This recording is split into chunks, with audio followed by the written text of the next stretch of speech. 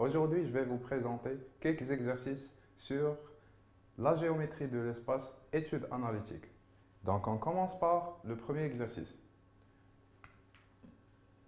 Donc, soit E, l'espace muni du repère OIJK. On considère les vecteurs suivants.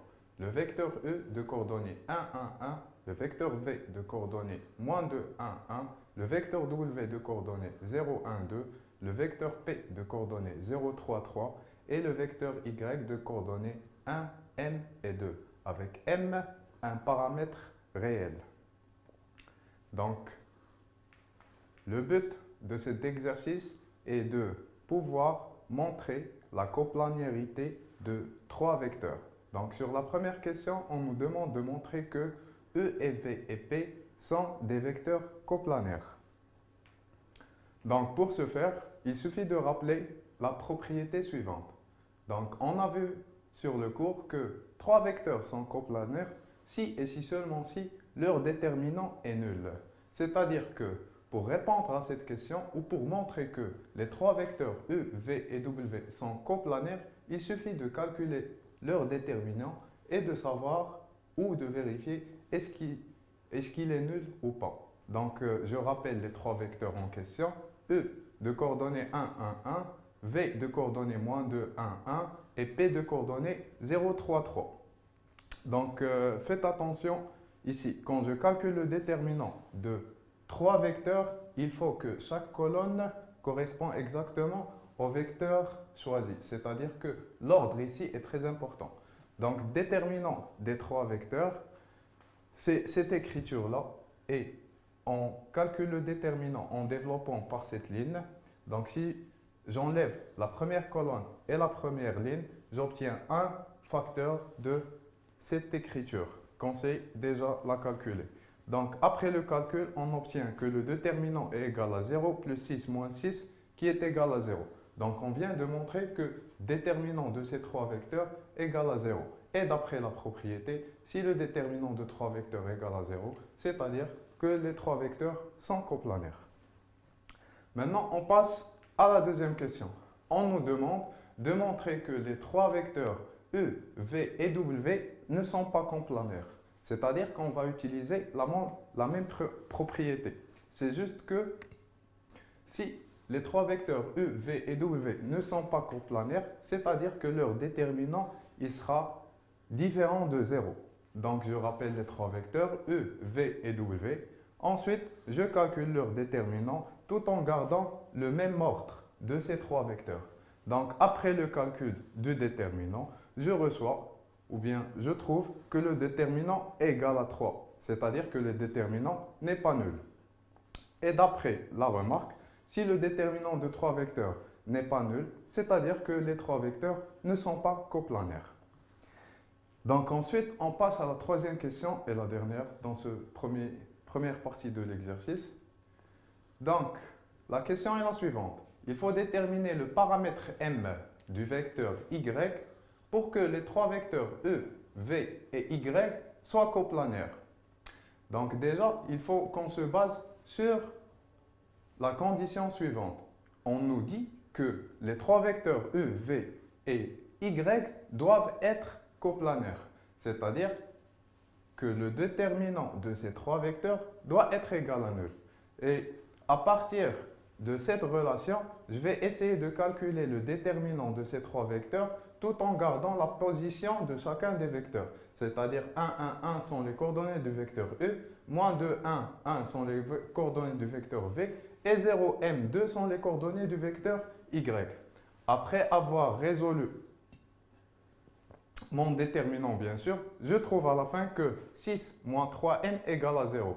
Et par suite, pour que les trois vecteurs E, V et Y soient coplanaires, il suffit que le point M soit égal à 2.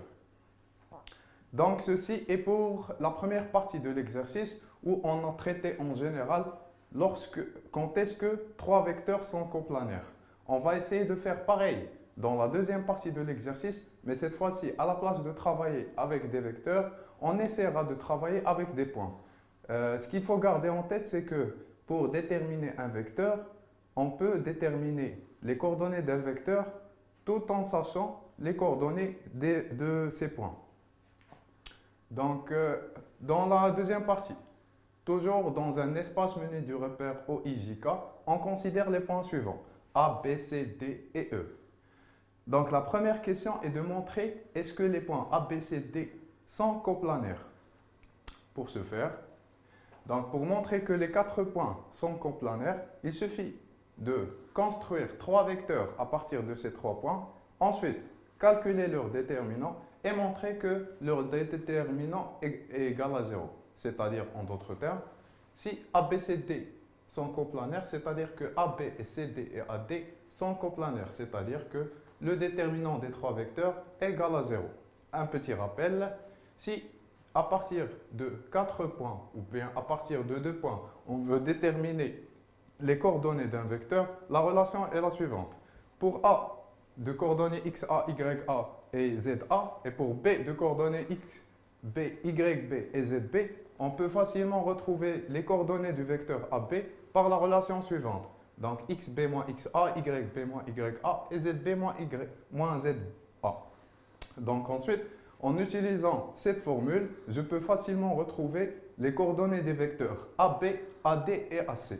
En d'autres termes, si je veux montrer que les points A, B, C, D sont coplanaires, il suffit de montrer que le déterminant des 3 vecteurs AB, AC et AD est égal à 0. Et c'est exactement ce qu'on va faire. Donc ensuite, après avoir calculé les coordonnées des vecteurs AB, AC et AD, ensuite on calcule leur déterminant, tout en gardant l'ordre des vecteurs comme convenu ici.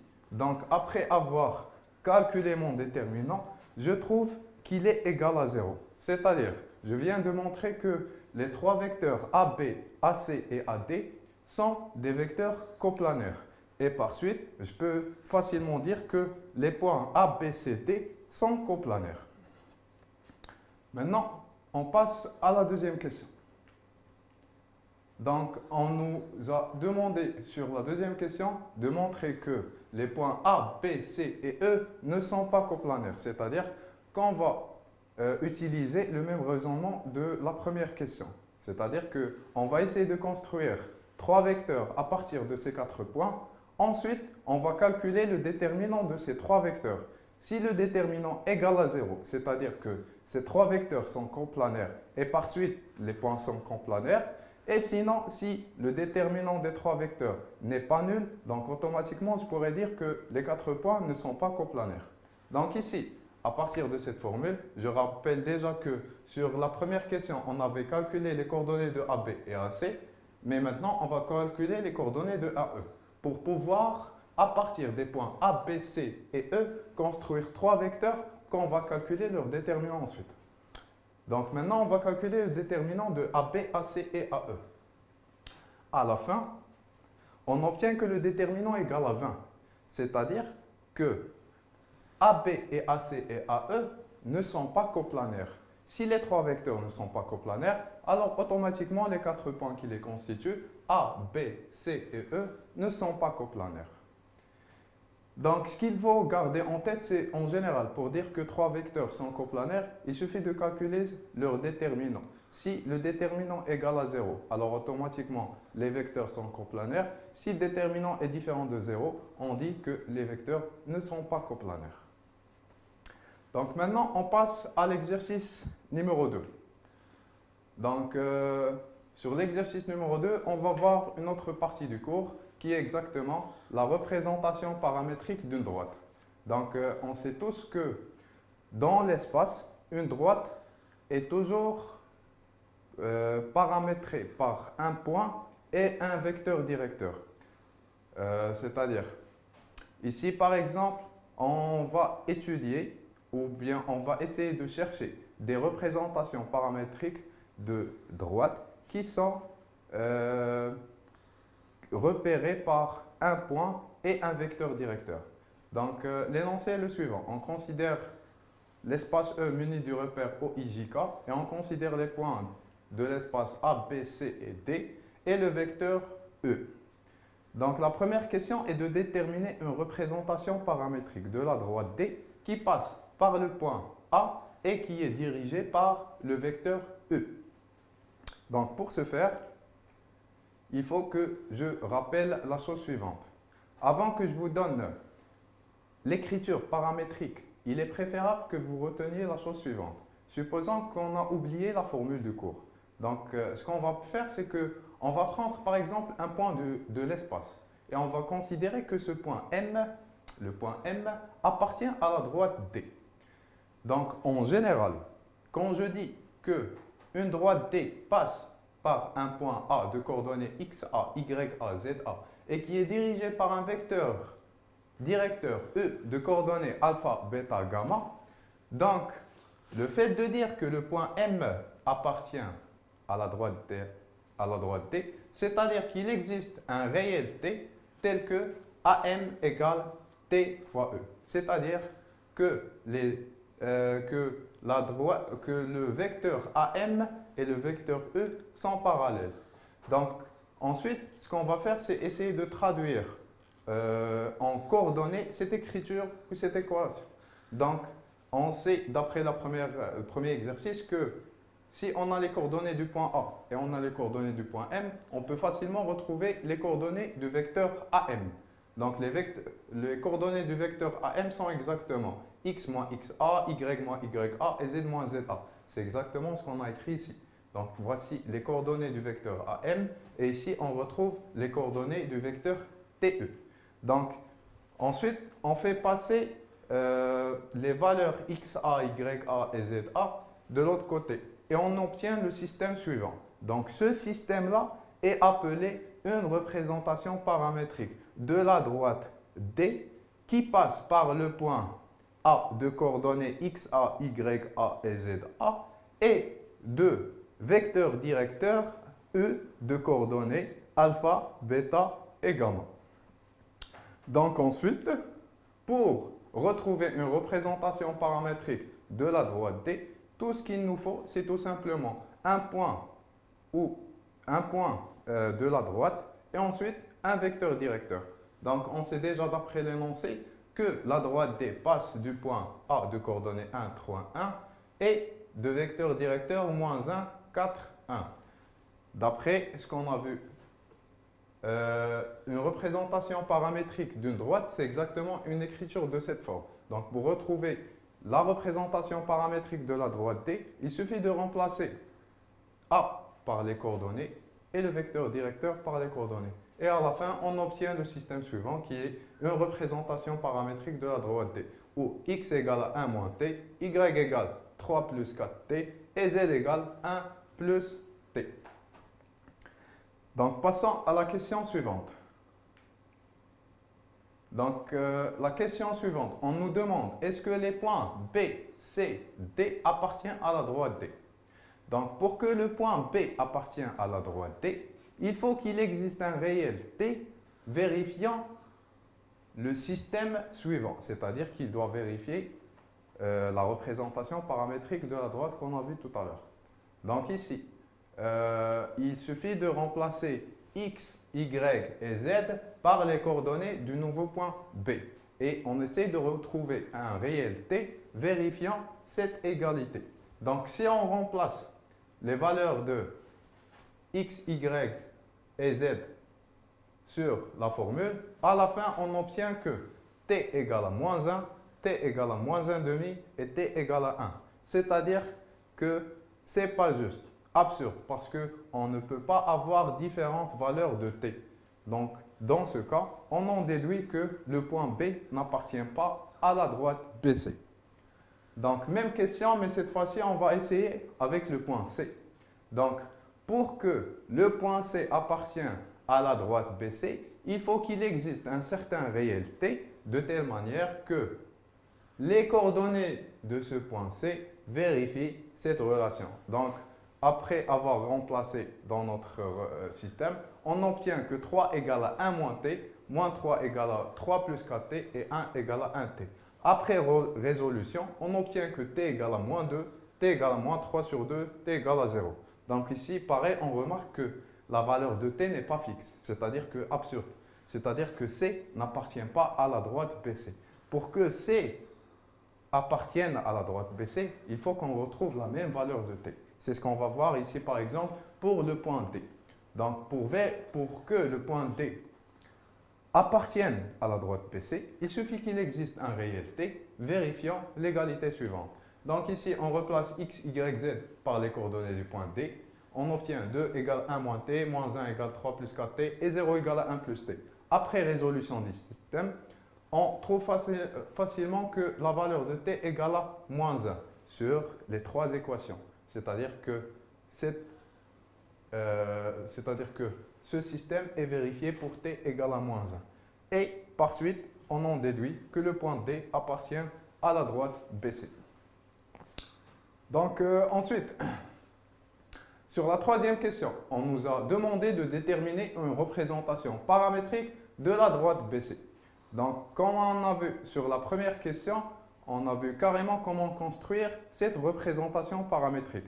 Donc, si vous voulez revenir à la question 1 pour revoir, maintenant je vais essayer de appliquer directement. D'après la première question, on s'est mis d'accord que toute représentation paramétrique d'une droite s'écrit sous cette forme. Donc, il suffit de retrouver un point et un vecteur directeur. On sait déjà que la droite BC passe par le point B de coordonnées 2, 1 et 2. Et BC, le vecteur BC est un vecteur directeur de la droite BC. Donc, on prend notre représentation paramétrique et on remplace BC et le point B. On remplace plutôt ces coordonnées qui sont exactement les coordonnées du point A et alpha, bêta, gamma qui sont exactement les coordonnées du vecteur directeur. Après cela, on obtient une représentation paramétrique de la droite BC qui est x égale à 2 plus t, y égale à 1 moins 4t et z égale à 2 moins t. Et comme ça, on a pu répondre à la question tout en interpellant notre formule directement. Donc pour la dernière question du cours, on doit étudier la position relative des droites D et de la droite BC. Donc première chose, on sait très bien que nos deux droites sont dans l'espace. C'est-à-dire que pour étudier la position relative de ces deux droites, il suffit de comparer leurs vecteurs directeurs. Donc on sait très bien que le vecteur E est un vecteur directeur de la droite D. Et le vecteur BC est un vecteur directeur de la droite BC. Donc si vous remarquez bien ici, on a BC égale à moins E. Donc BC et E sont collinéaires. Et de plus, B et C n'appartiennent pas à la droite D, d'après la troisième question. Donc, on en déduit que BC et D sont strictement parallèles, c'est-à-dire que les deux droites sont parallèles, mais ne sont pas confondues. Parce que d'après l'exercice 3, on a pu montrer que les deux points B et C n'appartiennent pas à la droite D. C'est-à-dire que les droites ne sont pas confondues, mais ces deux droites sont parallèles. Et merci.